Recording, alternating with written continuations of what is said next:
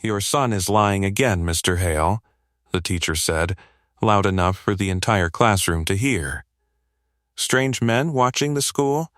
That's not a story, that's attention-seeking." A few children snickered. Chairs scraped softly against the classroom floor as heads turned toward the boy standing beside the teacher's desk. His shoulders were stiff, hands clenched at his sides, eyes fixed somewhere near the faded alphabet chart on the wall. He insisted it happened right by the playground fence. The teacher continued, her voice sharp with irritation. 2 men in a van watching the school. Honestly, this kind of imagination is disruptive. The quiet maintenance worker standing in the doorway didn't argue. He simply watched the clock above the whiteboard tick forward, second by slow second. Because sometimes the truth doesn't shout. Sometimes it walks through the door with a badge. And this story isn't really about a boy being called a liar. It's about what happens when power decides who gets believed. Before I show you the exact moment federal agents stepped through those school doors looking for the boy everyone mocked. By the way, where are you watching from? Tell me in the comments below. The room still smelled faintly of dry erase markers and pencil shavings when Marcus Hale finally stepped forward from the hallway. "Liam," he said quietly. The boy looked up, relief flickering across his face. Marcus didn't raise his voice, didn't challenge the teacher in front of her students. The calm in his expression felt almost out of place against the tension buzzing through the classroom. "I'm sorry to interrupt," he told her. "I was fixing the light outside the hallway. Heard my son's name." Elaine Whitford crossed her arms. "Well, perhaps you can explain to him that stories about suspicious men watching the school aren't appropriate." Liam shifted his weight nervously. "Dad, I wasn't." Marcus held up a hand, gentle but firm. "I know." 3 small words. That was all. But something in his voice steadied the boy immediately. Whitford frowned. "You know?" The maintenance worker glanced briefly out the classroom window toward the playground beyond the chain-link fence. Children ran across the grass under the gray afternoon sky. The wind rattled the metal swing set with a hollow clank. Then he looked back at her. "Liam doesn't make things up," he said simply. Several students leaned forward in their chairs, sensing the quiet tension growing between adult authority and the man in work boots standing beside the door. Whitford sighed. "Mr. Hale, children exaggerate. It's normal. But when it spreads fear around school property, we have to address it." Marcus nodded slowly. Of course, he crouched beside his son. "Tell me again what you saw." The teacher looked ready to protest, but something in the father's calm focus made her hesitate. Liam swallowed. "There was a white van parked near the fence," he said softly. "Not by the parking lot. Closer to the old equipment shed." Marcus listened carefully. "Windows? Tinted? Did the engine run?" The boy blinked, surprised. I think so. I heard a sound. And the men? One was sitting in the front. The other was standing outside the van." He kept looking toward the playground. Marcus didn't speak for several seconds. His mind moved through details automatically, patterns forming the way they always had. Vehicle placement. Observation point. Line of sight. Whitford finally cut in. "Mr. Hale, I understand wanting to support your child, but this is exactly the kind of fantasy I'm talking about." Marcus stood. His coveralls still smelled faintly of machine oil from the boiler room. A wrench hung from his back pocket. He looked every inch the school maintenance worker. But his eyes moved once more toward the window. Calculating. Measuring. Memories flickered through his thoughts like old files opening in a locked cabinet. He closed them again. Not here. Not yet. Whitford tapped a stack of papers on her desk impatiently. This school cannot operate on imaginary threats. Marcus turned back to her. No, he said calmly, it can't. For a moment the classroom fell completely silent. Even the children sensed something shifting beneath the surface of the conversation. Whitford straightened, clearly irritated. I'll be speaking with the principal about this, she said. If Liam continues spreading stories, disciplinary action may be necessary. Liam's face went pale. Marcus placed a steady hand on his son's shoulder. That won't be necessary. Oh? She said sharply. Marcus nodded toward the window again. Kids notice things adults miss sometimes. Whitford gave a tight smile. Yes, imagination, observation, Marcus corrected quietly. Outside, the wind rattled the playground fence again, metal clicking against metal. A faint mechanical hum drifted across the yard. Marcus heard it instantly. His head tilted slightly. Engine vibration. Low idle. Far too close to the equipment shed.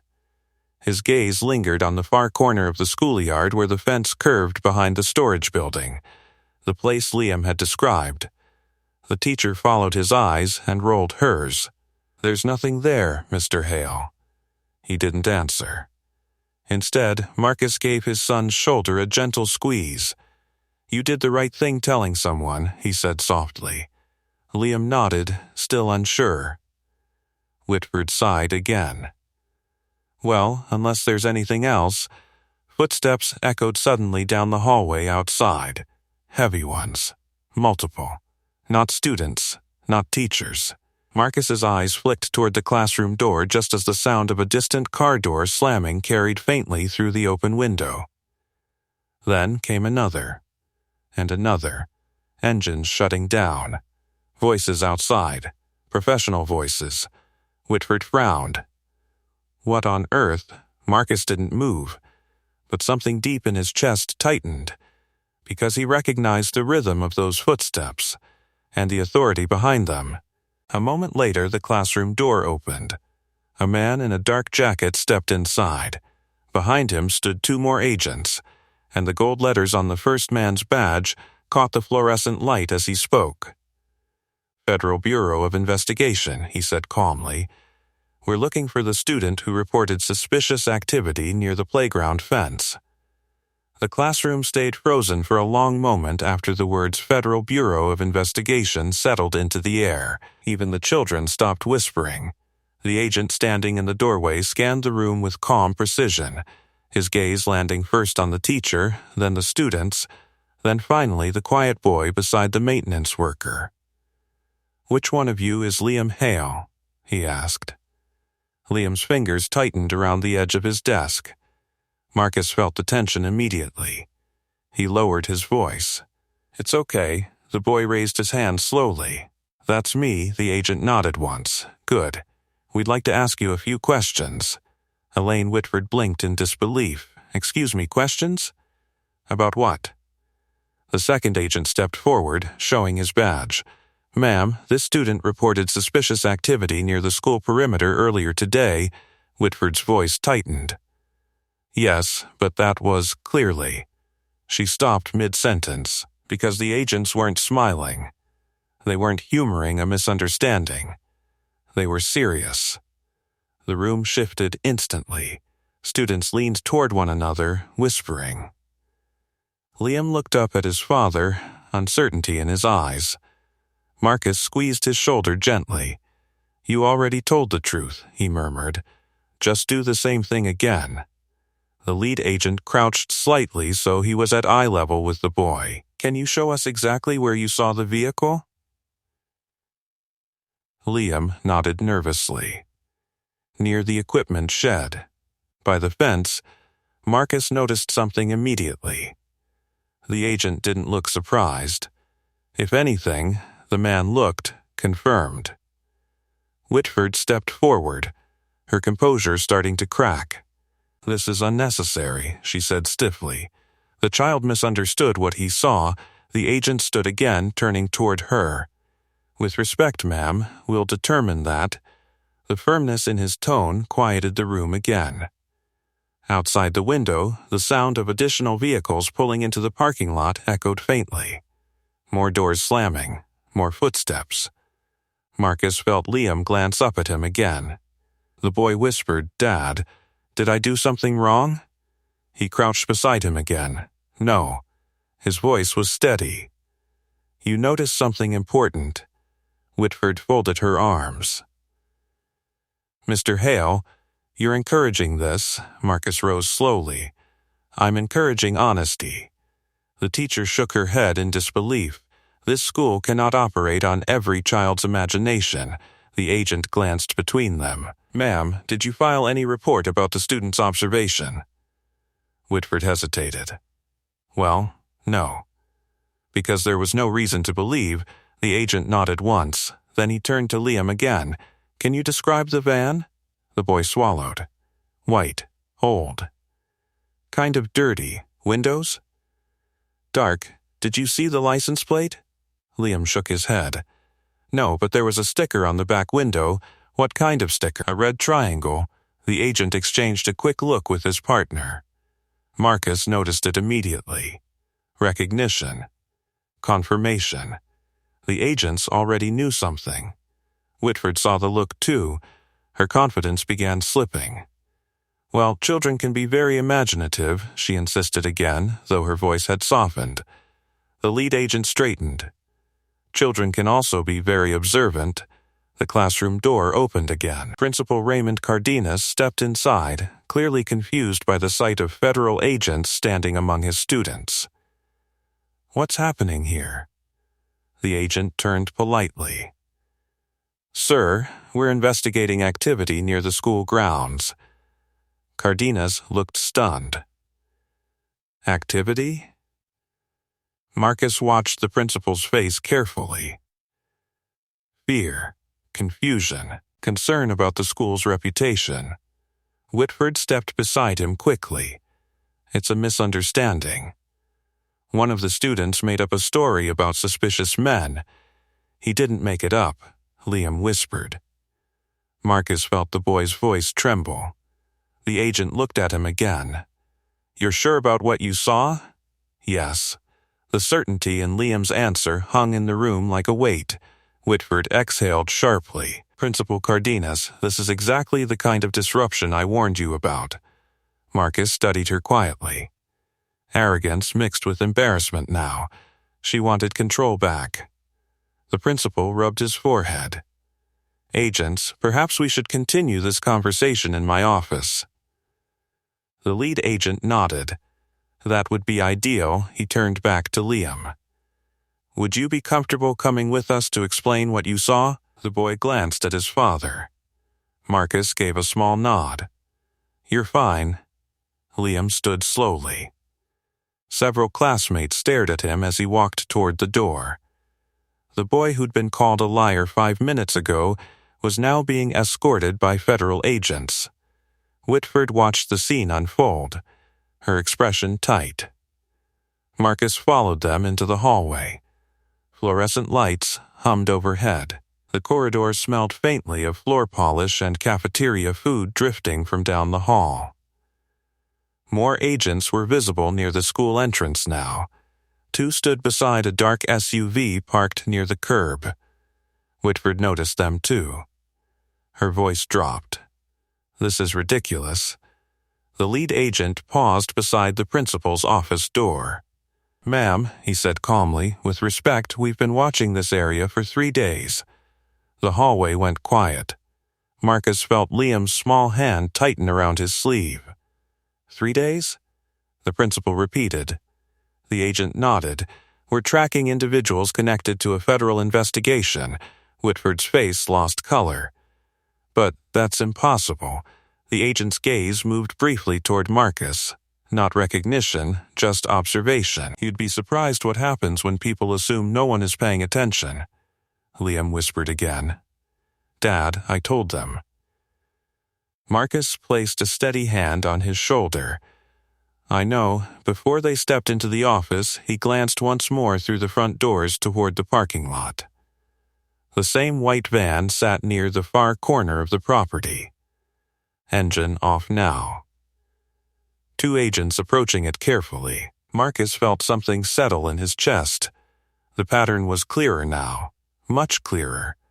But the teacher still didn't see it, and the real reveal hadn't even begun yet. By the way, if you enjoy stories where truth finally stands up to power, make sure you subscribe to the channel. These stories remind us that quiet people often see what others ignore. Inside the principal's office, the door closed, and the questions were only beginning. The principal's office felt smaller once the doors shut. The hum of fluorescent lights buzzed overhead, mixing with the distant echo of students changing classes somewhere down the hall. Liam sat in the chair beside Marcus, his feet barely touching the floor. Across from them, Principal Raymond Cardenas wiped nervous sweat from his forehead, while the two FBI agents positioned themselves calmly near the desk. Agent Nadia Cortez had just arrived, stepping in quietly while the other agents finished securing the parking lot outside. Her dark jacket carried the same gold letters as the others, but her posture was different, steady, observant, measuring everything. She looked first at the boy. "You're Liam Hale?" He nodded. "Yes, ma'am." "Good," she said gently. "You're not in trouble. We just need to understand what you saw." The reassurance loosened the tight knot in his shoulders. Elaine Whitford stood stiffly near the bookshelf, arms folded like armor across her chest. "This is still unnecessary," she muttered. "Children misinterpret things all the time." Agent Cortez didn't look at her. Her focus stayed on Liam. "Start from the beginning," she said. "What time were you outside?" "Recess," Liam answered. "Where exactly were you standing?" "By the swing set." Cortez nodded slightly. "And then, I saw the van near the fence." By the equipment shed, Marcus noticed the way the agent's eyes sharpened at that. "Specific location." The boy continued, voice gaining a little confidence now. "One man stayed in the driver's seat. The other one got out." "What did he do?" "He kept looking toward the playground." Cortez glanced at one of the agents beside her. Another silent exchange. Whitford shifted impatiently. "This is ridiculous," she said again. "A parked vehicle isn't suspicious." Marcus remained silent. But his mind worked through the details like an old machine waking up. Observation point. Distance to playground. Line of sight to student gathering areas. The van had been positioned carefully. Too carefully.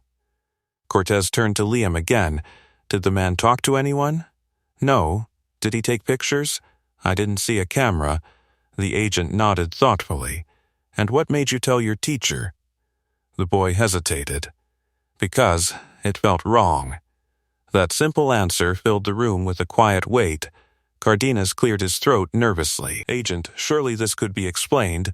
Cortez finally looked up. "Possibly," Whitford exhaled loudly. "Exactly," but the agent's eyes were still studying Liam. "What color was the man's jacket?" she asked. "Gray, hat? No hat, hair, short, dark?" Marcus noticed the detail instantly. The boy remembered everything. Small observations, subtle features. The same kind of details investigators relied on. Whitford shook her head. "This is unbelievable." Cortez looked at her for the first time. "Why?" "Because children exaggerate sometimes." Whitford gestured toward Liam. "He probably saw a delivery driver or a parent waiting for someone."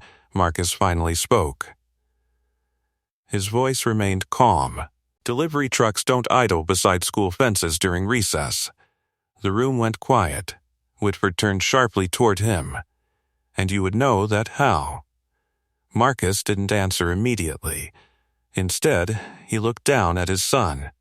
"You did the right thing telling someone." The boy nodded slightly. Agent Cortez studied Marcus now. Something about his tone had caught her attention.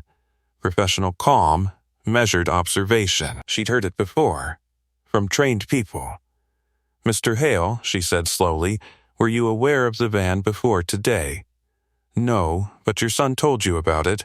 "Yes, and what did you do after that?" Marcus hesitated for a fraction of a second. Then he answered honestly. "I checked the fence line during lunch break." Whitford scoffed.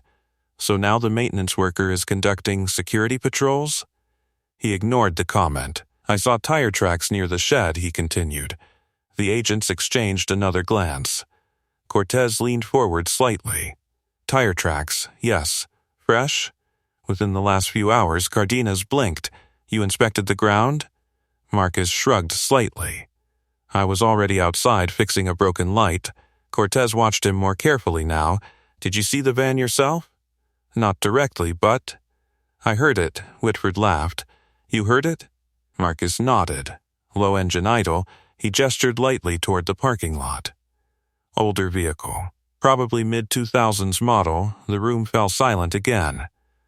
Because outside the window, visible just beyond the fence, a white van now sat surrounded by 2 FBI agents. Agent Cortez slowly turned her head toward the glass. Then back to Marcus. You recognize the engine sound? Yes, Whitford shook her head. This is absurd. But Cortez wasn't listening to her anymore. Her attention had shifted fully to Marcus Hale. She studied his face for a long moment. Something familiar lingered in her memory. Not the name. The composure. The way he processed information. The quiet precision. Marcus noticed the look but said nothing. Across the room, one of the other agents received a message through his radio. He stepped closer to Cortez and spoke quietly. We confirmed the vehicle description. She nodded once. Then looked back at Liam. You did good noticing that van. The boy glanced at his father again. Marcus gave him a small smile. Whitford, however, still refused to accept the shift happening around her. This still proves nothing, she insisted. Cortez stood slowly. Actually, she said calmly, it proves quite a lot. And outside the school building, more federal vehicles were arriving. The investigation was expanding. But what none of them realized yet was that the quiet maintenance worker sitting in that chair already understood exactly what kind of operation they were dealing with. And the moment the agents figured out who he really was, everything in that room was about to change. Agent Nadia Cortez didn't immediately explain what she meant. Instead, she stepped closer to the window of the principal's office, studying the scene outside with careful focus.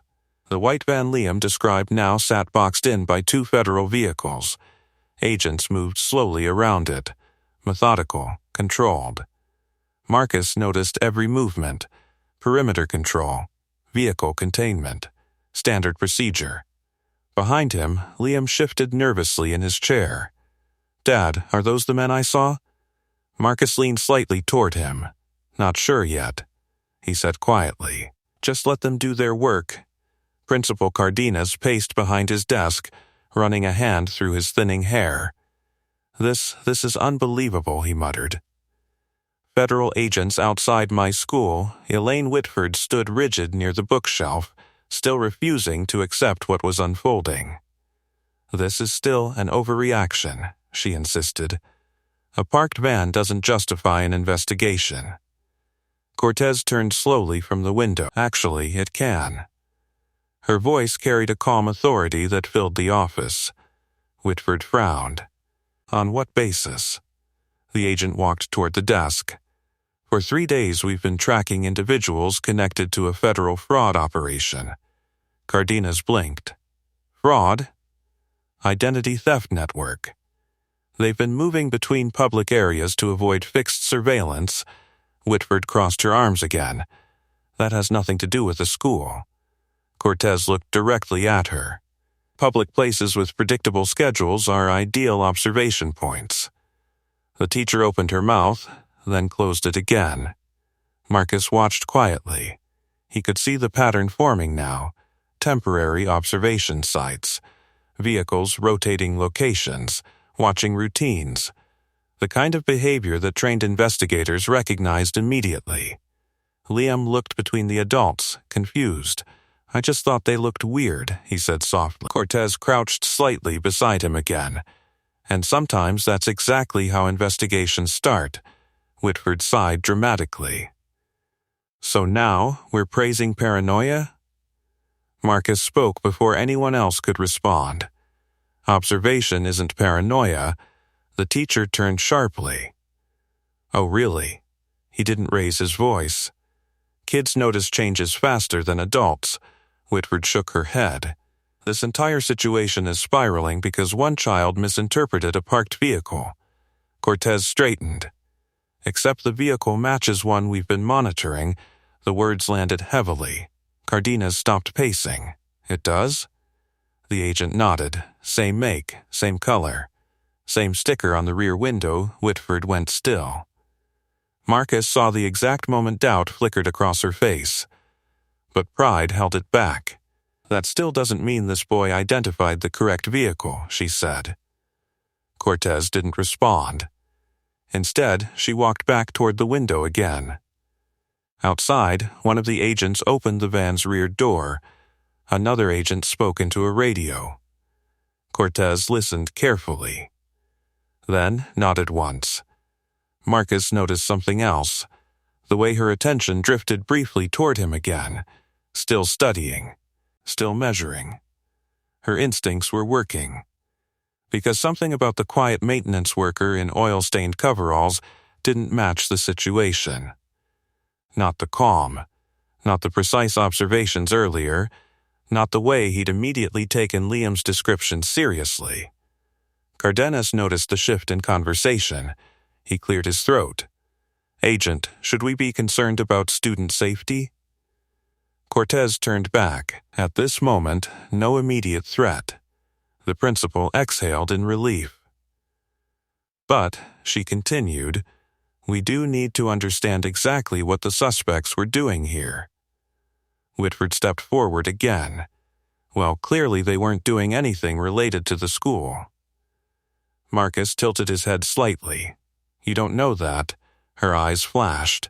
Mr. Hale, you're a maintenance worker, yes, so perhaps investigative conclusions should be left to professionals. The room went quiet. Marcus didn't react to the insult. But Liam did. The boy looked down at the floor, embarrassed again. Cortez noticed that too. She folded her arms thoughtfully. Actually, she said slowly, Mr. Hale has made several accurate observations already. Whitford blinked. What? The tire tracks he mentioned, Cortez continued. Our team confirmed those beside the equipment shed. Marcus remained silent. The teacher stared at him. You examined the ground? He shrugged slightly. I was already outside. Whitford scoffed. You're acting like some kind of investigator. Marcus glanced briefly toward the window again. Outside, the agents were now removing items from the van. Boxes. Electronic equipment. Whitford followed his gaze. That proves nothing. Cortez's radio crackled softly at her side. She listened for several seconds. Then her expression shifted. Subtle, but noticeable. Understood, she replied into the radio. Marcus watched her carefully. Something had changed. Cardenas noticed too. What is it? Cortez lowered the radio. Our team just confirmed something inside the van. Whitford crossed her arms again. And? The agent looked directly at Liam. They found surveillance equipment. The room went silent. Cardenas leaned heavily against his desk. Surveillance of the school? Possibly, Cortez said. Whitford shook her head. This is unbelievable. Marcus felt Liam's small hand tighten around his sleeve again. Dad. He placed his hand over the boy's. It's okay, but Cortez's attention had shifted back to Marcus once more. Her eyes narrowed slightly. Because the way he'd reacted to the news wasn't shock or confusion. It was recognition. The kind professionals had when a theory was confirmed. She stepped closer. Mr. Hale, he looked up. Yes? You seem very familiar with investigative patterns. Marcus didn't answer immediately. The office felt very quiet now. Outside, agents continued moving equipment from the van. Inside, the pieces of the puzzle were slowly sliding into place. Whitford still didn't see it. Cardenas didn't understand it. But Cortez was getting closer, and she had just begun to realize that the quiet maintenance worker defending his son was hiding far more than anyone in that room had imagined. The silence after Agent Cortez's question stretched long enough for everyone in the room to feel it. "You seem very familiar with investigative patterns." Marcus didn't answer immediately. Instead, he glanced down at Liam, whose small fingers were still gripping the sleeve of his work shirt. The boy's eyes carried the same quiet fear he'd shown earlier in the classroom. Marcus rested a reassuring hand over his. "It's all right," he murmured. Then he looked back at the agent. "I just pay attention." Whitford scoffed immediately. "Pay attention? That's a generous way of describing speculation." Cortez didn't react to the teacher's remark. Her eyes stayed on Marcus a moment longer, as if weighing something invisible. Outside the window, 2 agents continued unloading equipment from the van. A metal case clanked softly against the pavement as it was set down beside the vehicle. Cardenas moved closer to the glass. "Surveillance equipment," he repeated quietly. "Right next to the playground." The reality of that sentence seemed to settle into him slowly. Whitford still refused to surrender her certainty. This could still be unrelated, she insisted. Maybe they were watching traffic patterns. Marcus tilted his head slightly. "Traffic patterns don't require directional microphones." Cortez's eyes flicked toward him again.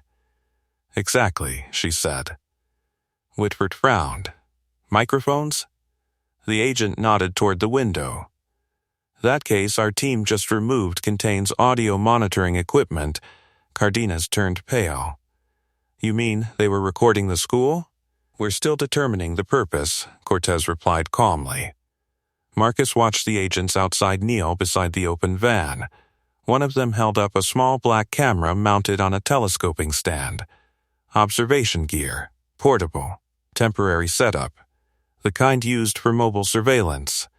Liam followed his father's gaze. "Dad, were they watching us?" Marcus exhaled slowly. "Maybe not you specifically."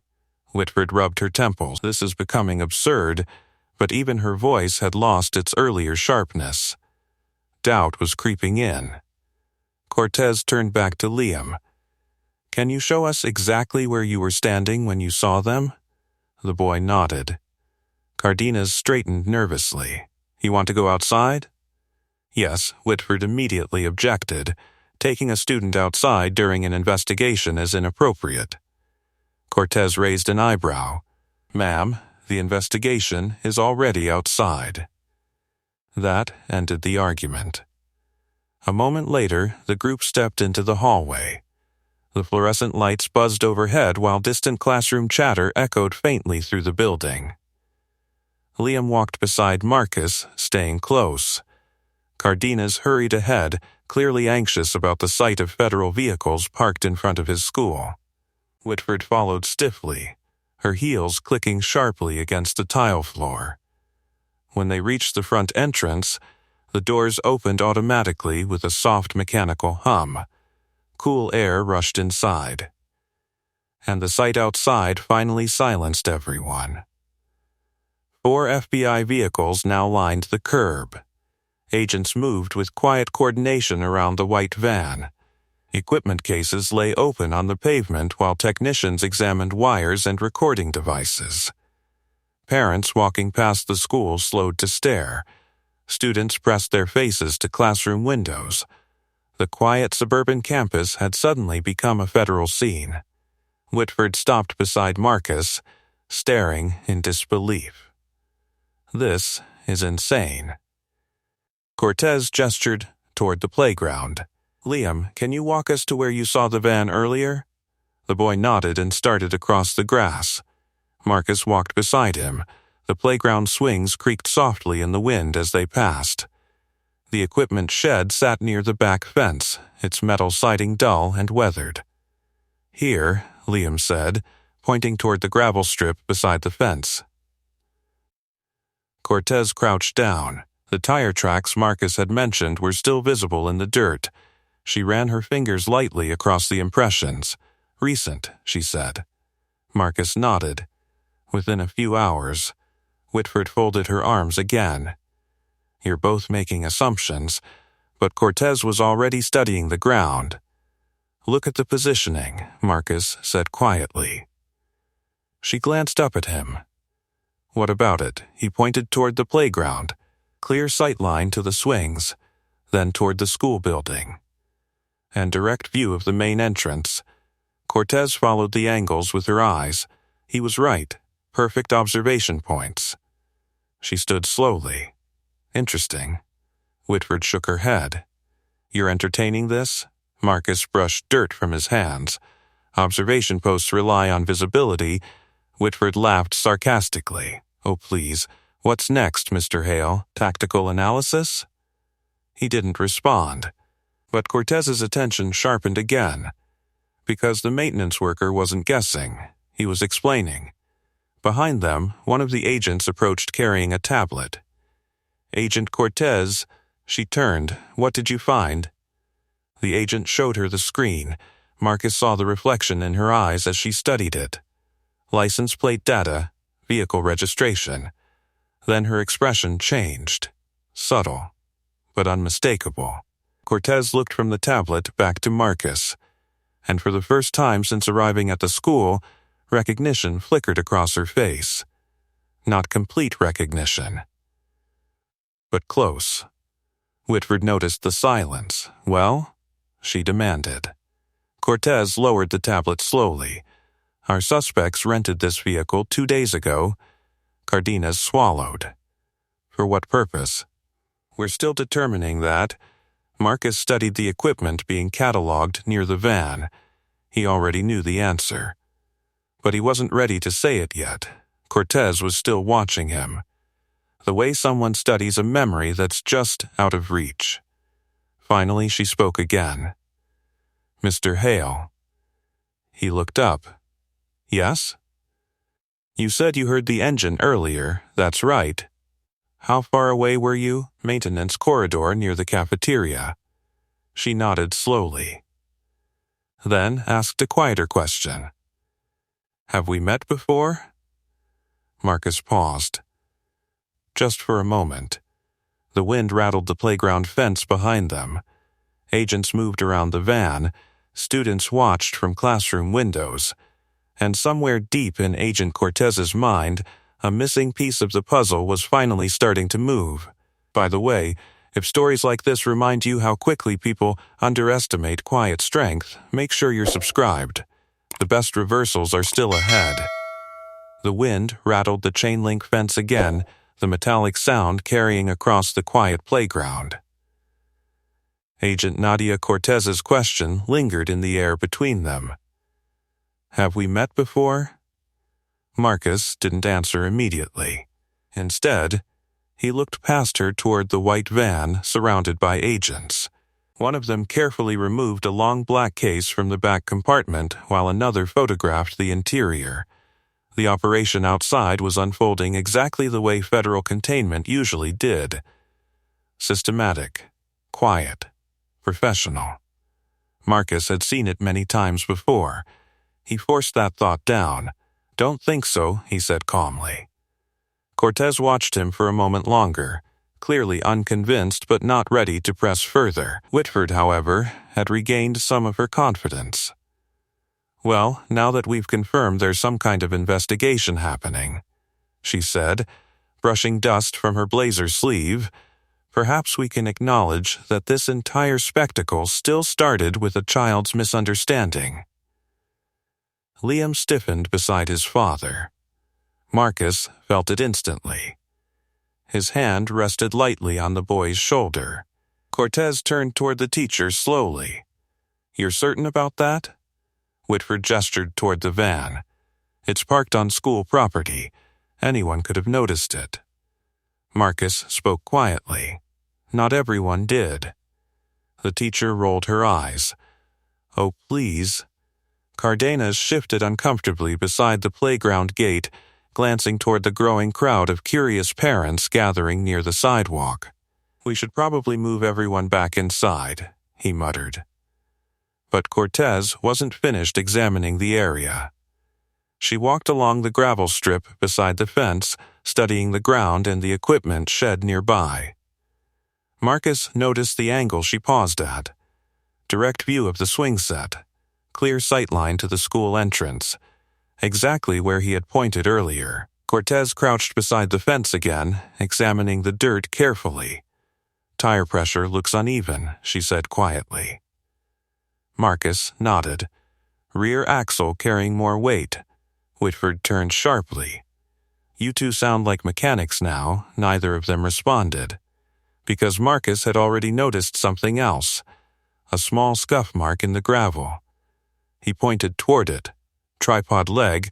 Cortez leaned closer. Sure enough, 3 shallow indentations formed a triangle in the dirt. Camera mount. Observation equipment. Whitford exhaled loudly. "This still doesn't prove anything about the school." Cortez stood slowly. "Actually, it suggests they were monitoring something very specific." The teacher crossed her arms again, like traffic patterns. Marcus shook his head. "No," Whitford glared at him. "And what makes you so certain?" He pointed toward the playground again. "Kids gather here at the same time every day, then toward the school doors. Same entrance. Same schedule." Cortez followed the logic silently. Predictable movement. Crowds. Routine. All useful observation targets.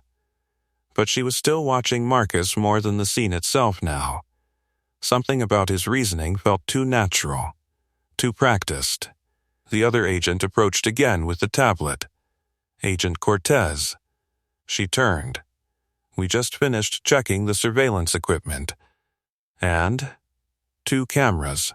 Directional microphone. Portable data storage." Whitford scoffed again. Still could be unrelated. But the agent continued. They were pointed toward the playground and the main school entrance. The teacher's voice faltered. "Oh," Cortez nodded once. "That's what we suspected." Marcus felt Liam grip his hand again. "Dad, why would someone watch the school?" He knelt slightly so the boy could hear him clearly. "Sometimes people watch places to understand patterns." "What kind of patterns?" Marcus hesitated. "People coming and going." Whitford shook her head.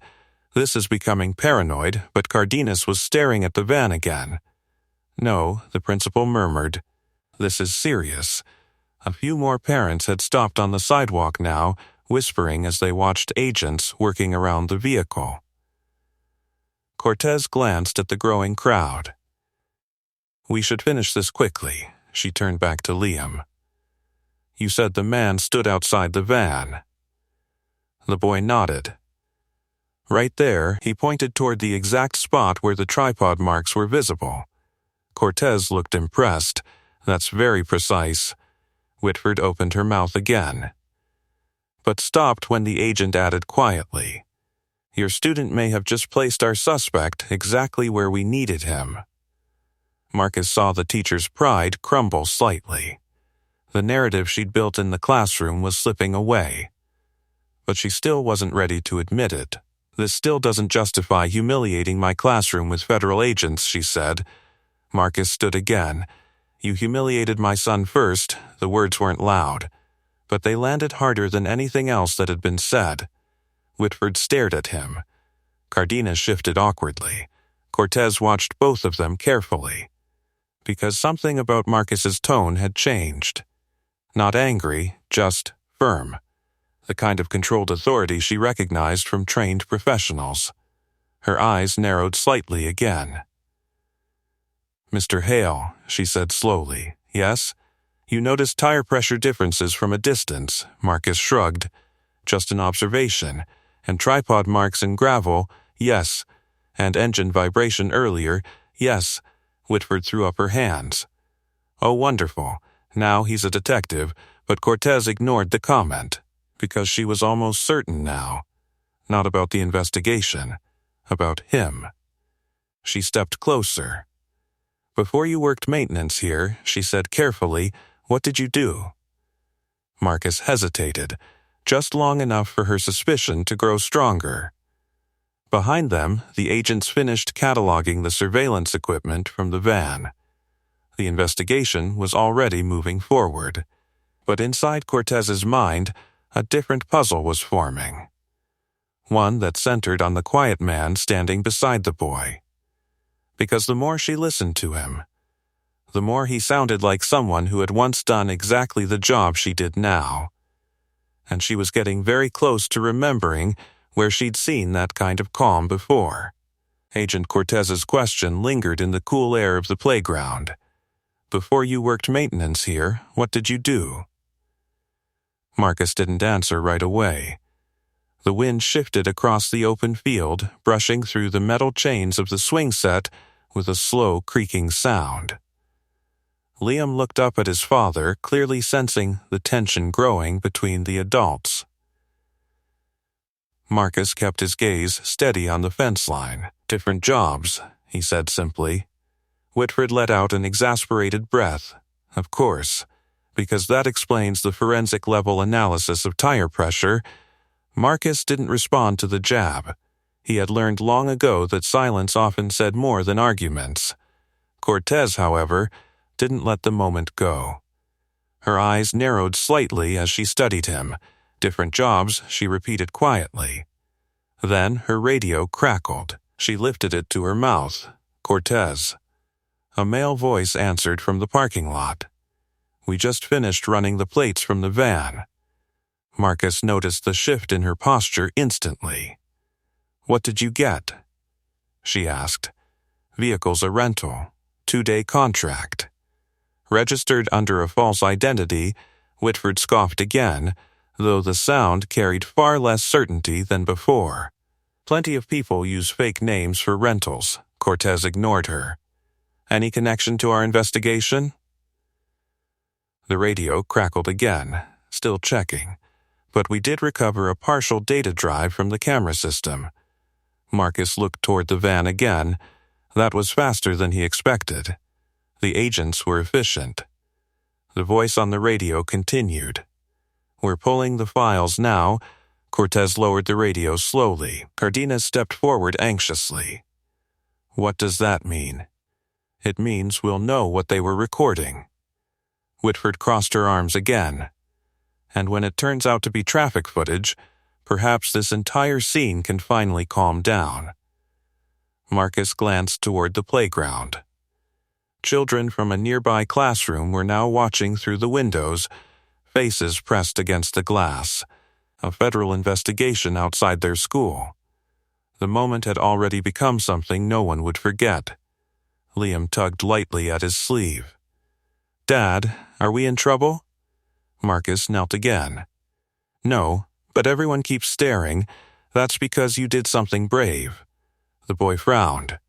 "I just told the truth." Marcus smiled faintly. "That's usually the brave part." Cortez watched the exchange carefully. The father's calm, the boy's quiet confidence. Something about it tugged at a memory she still couldn't fully place.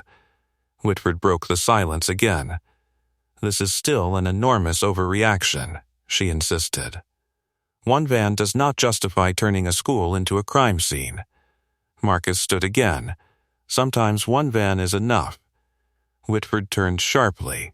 "You keep speaking like you know exactly what's happening." He didn't answer. "But Cortez did." "He might." The teacher blinked. "What?" Cortez folded her arms thoughtfully.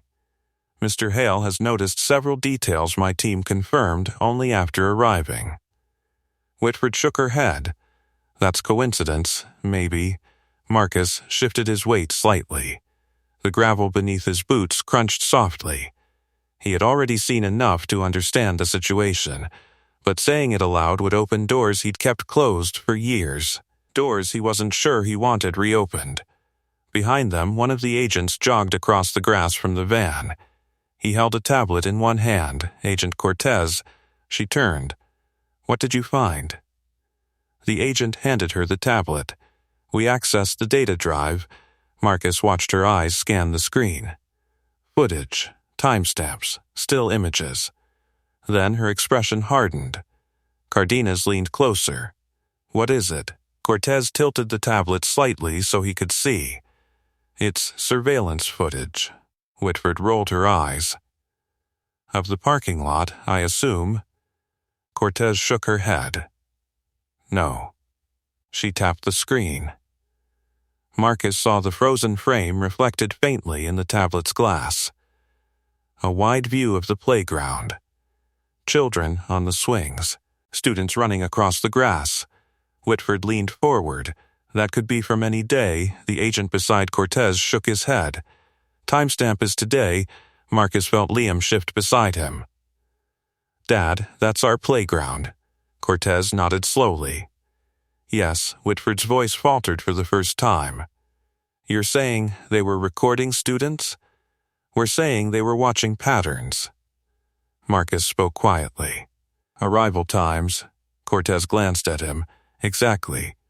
Whitford looked pale now. But why? The agent beside Cortez answered. Criminal networks sometimes study predictable locations. Cardenas looked horrified. You mean they were planning something here? Cortez shook her head. Not necessarily here, Marcus finished the thought. But somewhere nearby, both agents looked at him again. Whitford stared. How would you know that? Marcus met her gaze calmly. Because observation sites are rarely the final target. The playground fell silent again. Even the wind seemed to pause. Cortez studied Marcus more closely now than ever before. Every word he said lined up with investigative logic. Professional logic. She stepped closer. Mr. Hale. He looked up. Yes, you're either very good at guessing, she paused, or you've done this kind of work before. Marcus didn't answer, but the silence itself was beginning to feel like an answer. Whitford looked between them, confused and irritated. Done what kind of work? Cortez didn't take her eyes off Marcus. The kind where noticing details like this isn't a coincidence. The agent beside her suddenly spoke again. Agent Cortez, she turned slightly. There's something else on the data drive. What? He rotated the tablet so she could see another image. Marcus noticed the moment her eyes widened, slightly. Because the camera angle had shifted. The footage now showed the maintenance corridor entrance. And one of the images captured Marcus walking past the camera earlier that afternoon. Cortez looked from the screen. Back to him. Recognition was finally breaking through. And in that instant she realized the quiet maintenance worker standing beside the boy wasn't just observant. He had once been exactly where she stood now. Recognition settled slowly across Agent Nadia Cortez's face. She looked from the tablet back to Marcus. Then again, the wind rustled across the playground, tugging lightly at the edges of the yellow police tape agents had begun placing near the white van. Liam stood quietly beside his father, unaware that the room of adults around him had just shifted into a completely different conversation. Cortez lowered the tablet. You were here earlier today, she said calmly. Marcus nodded once. Yes. Whitford leaned closer, trying to see the screen. What is it now? The agent beside Cortez tilted the tablet slightly so the others could see. The image was grainy but clear enough. A still frame captured from the surveillance camera mounted inside the van. Marcus walking past the maintenance corridor. Tool belt at his side. Head slightly lowered as he moved through the afternoon sunlight. Whitford frowned. So what? He works here. Cortez didn't respond. She zoomed in slightly on the image. Marcus noticed what she was seeing, the moment he had paused, the brief glance toward the fence line, the subtle shift in posture when he heard the van engine. Cortez looked up again. You heard the vehicle before anyone else? Yes. You checked the fence line afterward? Yes. Whitford sighed loudly. This interrogation is ridiculous, but the agent standing beside Cortez spoke quietly. He also looked directly toward the camera. Marcus felt Liam glance up at him again. Dad? He rested a hand on the boy's shoulder. It's all right. Cortez studied him for another long moment. The memory was almost there now. The composure, the observational precision, the calm. She turned the tablet toward herself again, then asked quietly, "How long have you been working here? 2 years. And before that?" Marcus hesitated. Whitford threw her hands up. "Oh, for heaven's sake," but Cortez didn't break eye contact. "I've seen people notice details like you did today," she said slowly. Her voice had changed. Quieter. More certain. Usually they're trained to. Marcus exhaled slowly. Across the parking lot, another FBI vehicle pulled up near the sidewalk. 2 more agents stepped out carrying equipment cases. The investigation was expanding. Cardenas noticed the arrival too. More agents? He muttered nervously. Cortez glanced briefly toward the parking lot. Yes. Then back to Marcus. Because this case just got bigger, Whitford shook her head. "I still don't understand why this man is suddenly the center of attention," Cortez finally answered her. "Because he noticed things my team spent 3 days trying to confirm." Whitford stared. "That proves nothing," Marcus spoke calmly. "It proves the van wasn't random," the teacher scoffed again. "Oh, wonderful. Now he's leading the investigation," but Cortez ignored the sarcasm.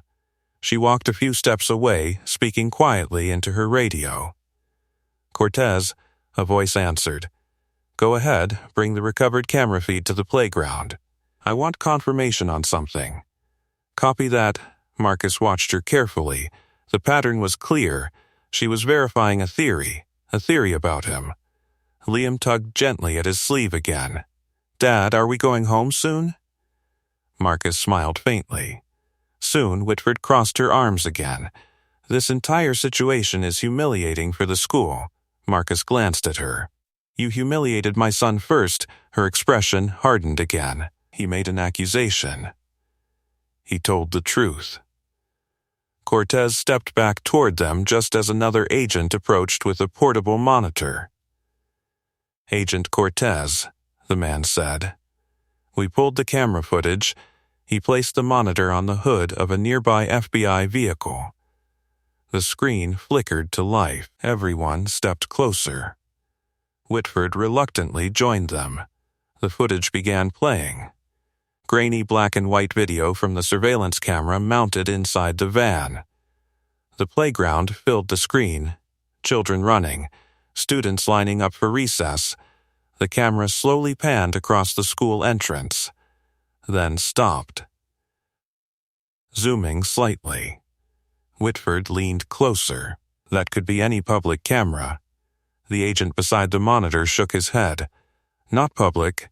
He pointed to a timestamp. "Recorded today," the video continued. Then the moment appeared. Marcus walking past the maintenance corridor, pausing, looking toward the van. Cortez watched carefully. Freeze it. The agent paused the frame. Marcus stood in the center of the screen, head turned slightly toward the vehicle. Whitford frowned. He probably noticed the van. Cortez spoke quietly. "No," she pointed to the image. He noticed the camera. The teacher blinked. "What?" Marcus didn't react. But Cortez's voice carried a quiet certainty now. "People don't look directly at hidden surveillance unless they recognize it." Whitford shook her head. "That's ridiculous." The agent beside Cortez spoke again. "Actually, it's not." He zoomed in further. The image sharpened slightly. Marcus's eyes were clearly directed toward the exact point where the camera had been mounted. Recognition, not curiosity. Professional awareness. Whitford looked between the screen and Marcus. "You're telling me the maintenance worker spotted a hidden camera inside a van?" Cortez nodded slowly. "Yes." Cardenas stared at Marcus now. The pieces were finally shifting for him, too. Whitford laughed nervously. "Well, maybe he just got lucky." Cortez turned back to Marcus. Her expression had completely changed now. "You didn't get lucky." He said nothing. "You knew exactly what you were looking at." Still silence. Liam looked up at his father again. "Dad, why does everyone keep asking you questions?" Marcus looked down at him, then back at the agents, and finally spoke. Because they're starting to realize something. Whitford folded her arms again. And what exactly is that? Marcus met her gaze calmly. That I used to do their job, the playground fell completely silent. Even the wind seemed to pause. Cortez exhaled slowly. There it was, the missing piece, the memory finally locking into place. She looked at him with a mixture of disbelief and recognition. Marcus Hale, she said quietly. Now she remembered. And the entire investigation had just taken a very different turn. If you're enjoying how this story is unfolding, make sure you're subscribed, because the moment the truth fully comes out, everything changes. The name hung in the cool air like a door finally unlocking. Marcus Hale. Agent Cortez said it quietly, but the reaction around her was immediate. Principal Cardenas blinked. Whitford frowned. Liam looked up at his father, confused. But Marcus didn't move. The wind rustled the grass beside the playground while agents continued working around the white van, unaware that the center of attention had shifted away from their investigation. Cortez stepped closer. "I knew it," she said softly. Whitford scoffed. "Knew what?" Cortez ignored her. Her eyes remained fixed on Marcus. "You worked Intelligence Analysis Division, Domestic Threat Tracking." Cardenas looked stunned. "You're saying he's FBI?" Marcus exhaled slowly. "Was?" Whitford laughed sharply. "Oh, come on." No one joined her. Cortez nodded once. 8 years, she continued. Field support and pattern analysis. Marcus tilted his head slightly. "You remember the file? I remember the operation in Denver," she replied. The agent standing beside the portable monitor looked between them. "You're serious?" Cortez gestured toward Marcus. This man helped identify a trafficking network operating across 3 states. Cardenas's mouth opened slightly. Whitford's smile faded. Liam tugged his sleeve. "Dad, you were a spy?" Marcus crouched beside him. "Not exactly. Then what?" "I helped people notice dangerous things sooner." The boy thought about that. "Like the van?" Marcus nodded. "Yes." Whitford still refused to accept what she was hearing. "This is absurd," she snapped. "If he was some federal investigator, why is he fixing light bulbs at an elementary school?" Marcus stood again. "Because I wanted a quiet life." The honesty of the answer surprised even Cortez. She folded her arms. "You left after the Phoenix case." Marcus didn't respond. But the silence confirmed it. The agent beside the monitor looked impressed. "That case dismantled half a financial fraud network." Whitford stared at Marcus. "You expect me to believe the janitor is some kind of hero investigator?" Marcus shrugged. "I'm not a hero." Cortez stepped beside him. "But he is the reason we caught several people who thought they were invisible." Cardenas looked at Marcus with a mixture of embarrassment and awe. You work in the boiler room. Someone has to." Whitford shook her head slowly. "So all of this, all these observations." "Training," Cortez said. Whitford looked at the tablet screen again. The image of Marcus spotting the hidden camera suddenly meant something very different. "You noticed the camera," she said quietly. Marcus nodded. "Yes. And the tire tracks, yes, and the surveillance setup, yes." Whitford looked down at the ground. For the first time since this began, she had nothing left to argue. Across the playground, another agent jogged toward them. "Agent Cortez." She turned. "What did you find?" "We finished reviewing the recovered footage." "And?" The agent handed her another tablet. "Look at the timestamps." Cortez studied the screen. Marcus leaned slightly closer. Patterns of recording times filled the display. Morning arrival. Lunch break. Afternoon dismissal. Observation windows. Exactly what he expected. Cortez nodded slowly. They were studying movement patterns. Whitford whispered, Of children? The agent shook his head. Of adults. Marcus spoke quietly. Staff. All eyes turned to him again. He pointed toward the school entrance. Teachers arrive early, then toward the parking lot. Maintenance workers stay late. Cortez followed the logic. Lower supervision windows. Marcus nodded. Predictable access. Cardenas felt the realization hit him. You're saying the school wasn't the target, correct? Whitford frowned. Then what was? Marcus looked toward the road beyond the fence. Across the street stood a small bank building. Brick walls. Security cameras. Predictable routines. He pointed toward it. That. Cortez followed his line of sight. The bank across the street. Suddenly, the entire surveillance setup made sense. Observation point. Daily routine tracking. Employee schedules. Her eyes widened slightly. They were planning a robbery. Marcus nodded. Most likely, the agent beside her checked the tablet again. That lines up with the equipment we found. Whitford looked pale now. So, my student wasn't lying. No, Marcus said quietly. He wasn't. Liam stood straighter beside him. Cardenas cleared his throat awkwardly. Miss Whitford, but she didn't answer. Her eyes stayed fixed on Marcus. You knew, she said slowly, not for certain, but you suspected. Yes, Whitford exhaled. The weight of the classroom accusation came rushing back now. The humiliation. The dismissal. She looked at Liam, then at Marcus, and for the first time, guilt replaced arrogance. Cortez folded her arms again. You should have called us sooner. Marcus smiled faintly. You arrived anyway. The agent beside her nodded. And thanks to your son, we got confirmation faster. Liam looked surprised. Really? Cortez smiled slightly. Really? Whitford swallowed hard. Because the boy she'd called a liar had just helped federal agents stop a criminal operation. Marcus rested a hand on his son's shoulder. Observation matters, Cortez nodded, and sometimes the people no one listens to. She glanced toward Whitford. Are the ones telling the truth?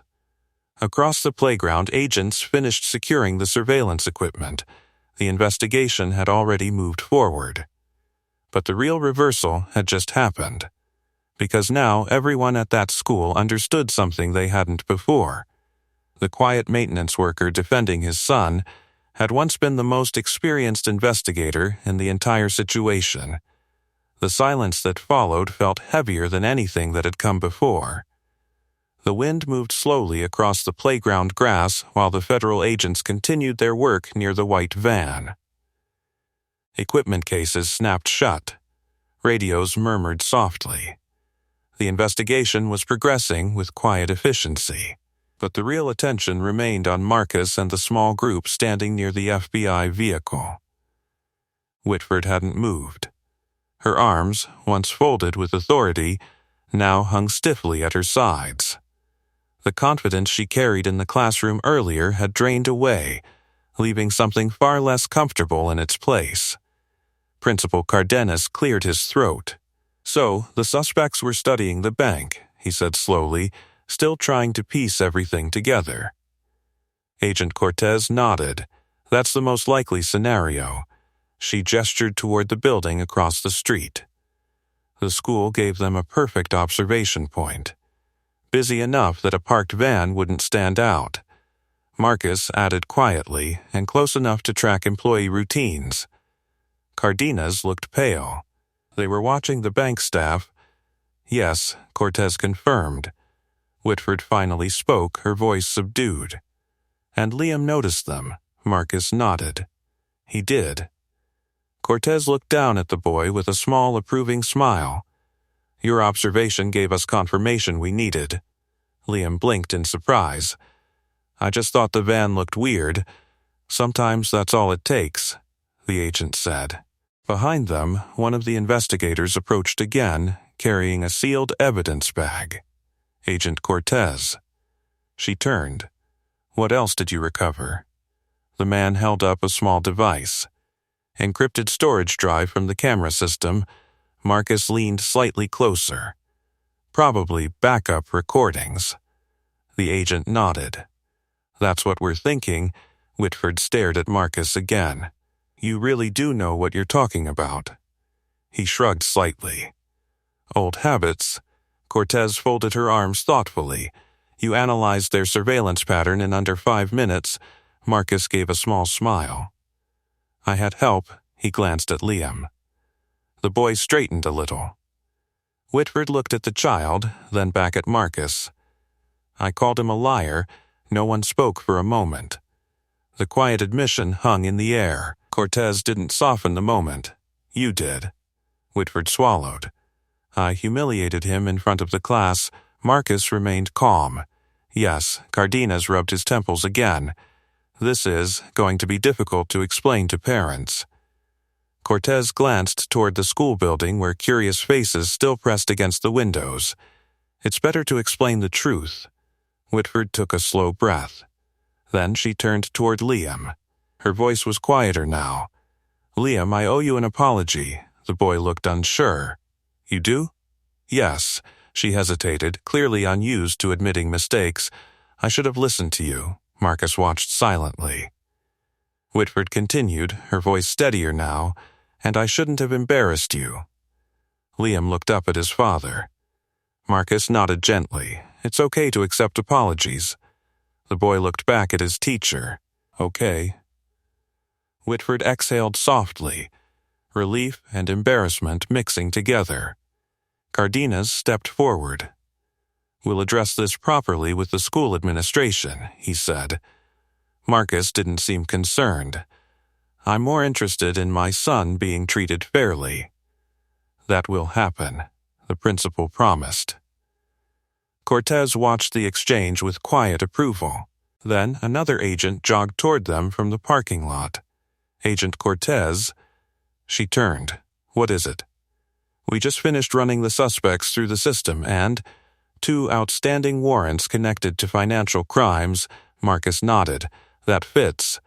Whitford looked at him again. How do you keep predicting everything? Marcus answered simply. Patterns. The agent continued. Local police have already been alerted. They're coordinating with us now. Cortez nodded. Good. Cardenas looked relieved. So the situation is under control? Yes, she said.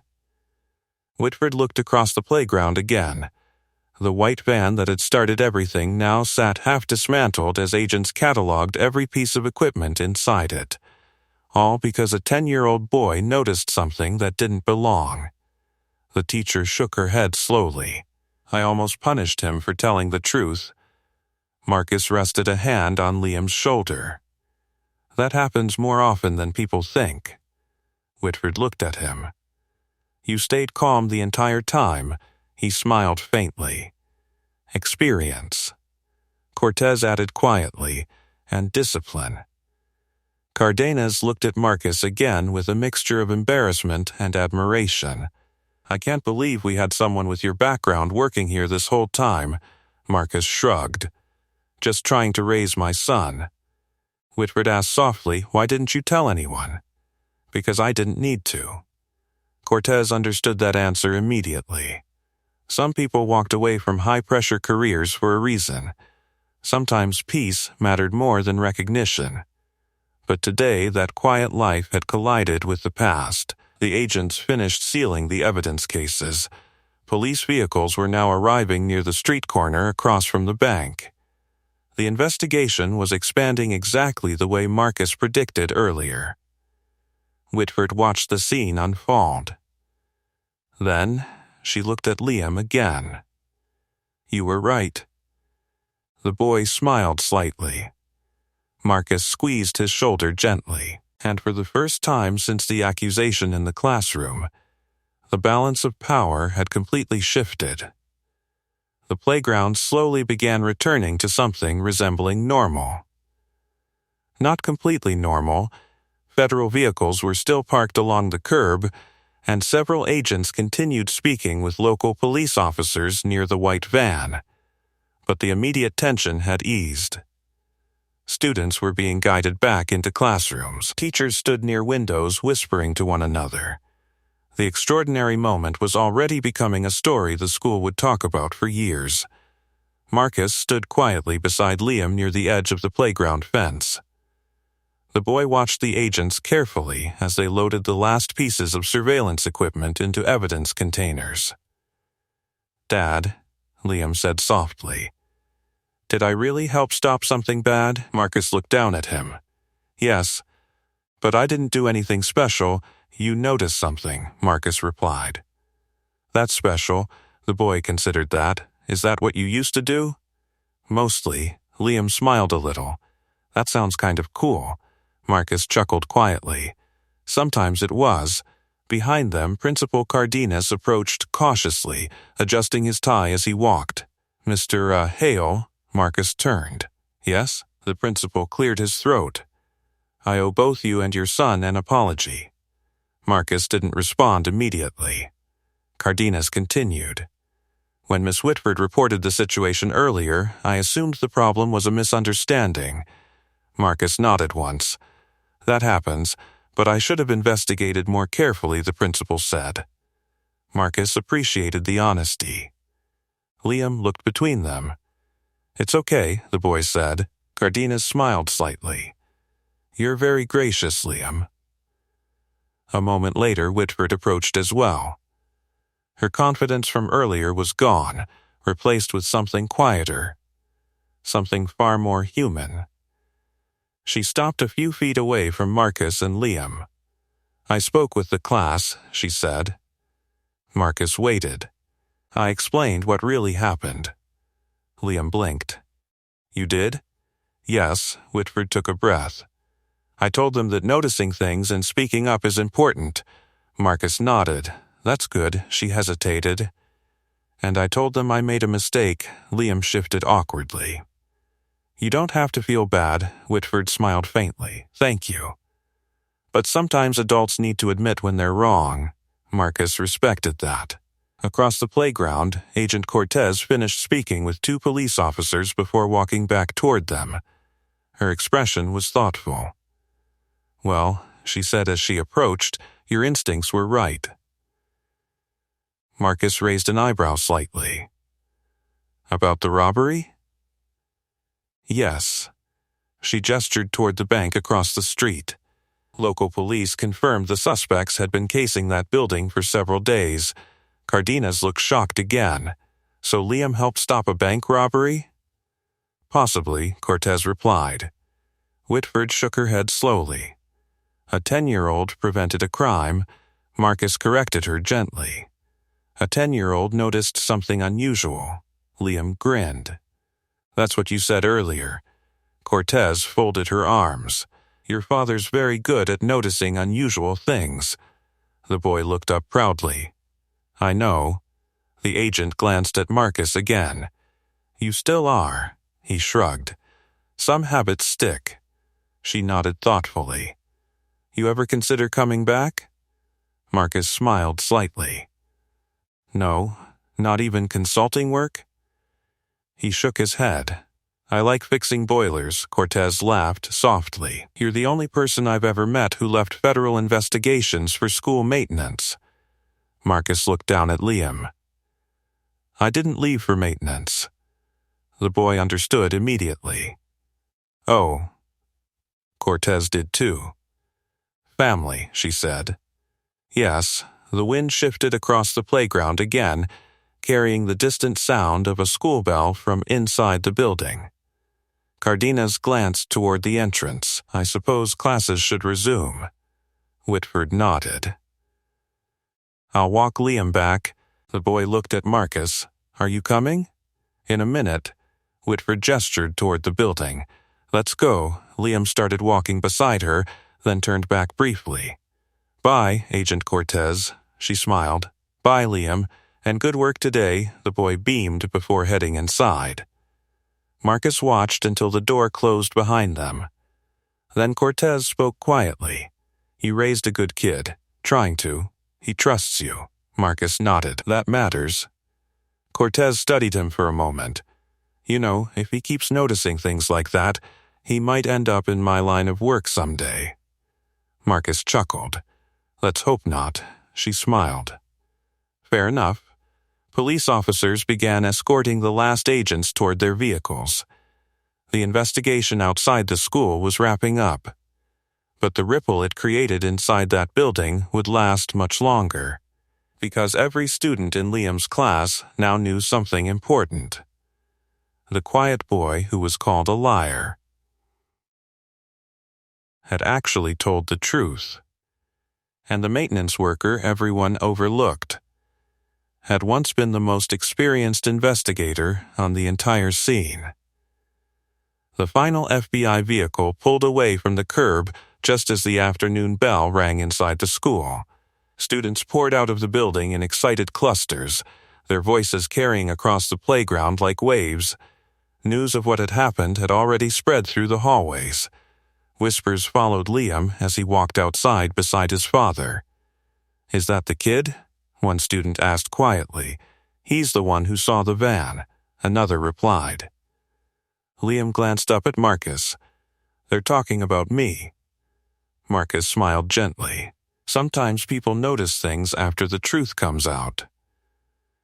Whitford stepped outside a moment later, watching the scene unfold. The same playground where she had dismissed Liam hours earlier now carried a very different atmosphere. Respect, curiosity, and a quiet understanding that something important had happened there. She approached Marcus and Liam slowly. "The class asked a lot of questions," she said. Liam looked curious. "What kind of questions?" Whitford smiled faintly. "They wanted to know how you noticed the van," Marcus answered before the boy could. "Because he was paying attention," the teacher nodded. "That's exactly what I told them." Cardenas joined them near the walkway holding a small stack of papers. "The district office already called," he said with a sigh. "Apparently several parents saw the FBI vehicles and wanted answers." Marcus chuckled softly. "I imagine that was an interesting conversation." Cardenas gave a weary smile. "I told them the truth. A student noticed suspicious activity, and federal agents investigated it." Whitford looked at Liam again. "And that student showed more awareness than many adults." The boy shifted shyly. "I just thought something looked weird." Marcus knelt beside him again. "That's how it usually starts." Across the street, the bank employees were locking their doors for the day. Police officers still stood near the corner speaking with investigators. The ripple from Liam's observation had traveled farther than anyone expected. Cortez stepped out of her vehicle one last time before leaving. She walked toward Marcus and Liam with a relaxed smile. "Just wanted to say goodbye." Liam waved enthusiastically. "Bye." Cortez looked at Marcus. "You were right about the pattern. Local police confirmed the suspects were preparing for a robbery later this week." Marcus nodded. "Glad you caught it early." "We did," she said. Then added with a grin, "Thanks to a 10-year-old analyst." Liam laughed. "I'm not an analyst." "Maybe someday," she replied. Marcus shook his head. "Let him be a kid." Cortez raised her hands. "Fair enough." She paused for a moment before continuing. "You know, today reminded everyone here of something important." Marcus tilted his head. "What's that?" "Sometimes the person everyone ignores is the one who sees the truth first." Whitford nodded quietly. "That lesson reached my classroom today." Cardenas looked toward the school building thoughtfully. "And hopefully the entire school." Cortez stepped back toward her vehicle. "Well, take care of each other." Liam waved again. "Bye, Agent Cortez." She smiled and climbed into the SUV. Moments later, the vehicle pulled away down the street. The playground returned to its ordinary rhythm. Children laughed. Backpacks swung over shoulders. Parents waited near the sidewalk. Marcus and Liam began walking toward the parking lot. The boy kicked a pebble along the pavement as they walked. "Dad? Yeah? Were you really an FBI investigator?" Marcus smiled. "For a while. Why'd you stop?" Marcus looked at him. Because I wanted to be your dad more than anything else. Liam seemed satisfied with that answer. They reached the old pickup truck parked near the maintenance shed. Before getting in, Liam looked back at the school building. You think people will still believe me next time? Marcus opened the truck door. They will. Why? Because today they learned something. The boy climbed into the passenger seat. What? Marcus started the engine. That truth doesn't depend on who says it. The truck rolled slowly out of the parking lot, leaving the quiet school behind. But the story of that day would stay there. A reminder whispered through classrooms and hallways. The day a boy was called a liar. The day the FBI showed up. And the day everyone learned that the quietest voices are often the ones telling the truth. If you enjoyed this story, ask me for the next story title. Subscribe, and don't miss our next story. The waitress they mocked brought the entire courtroom to silence. Trust me, you'll feel it. And tell me in the comments, what injustice should we tackle next?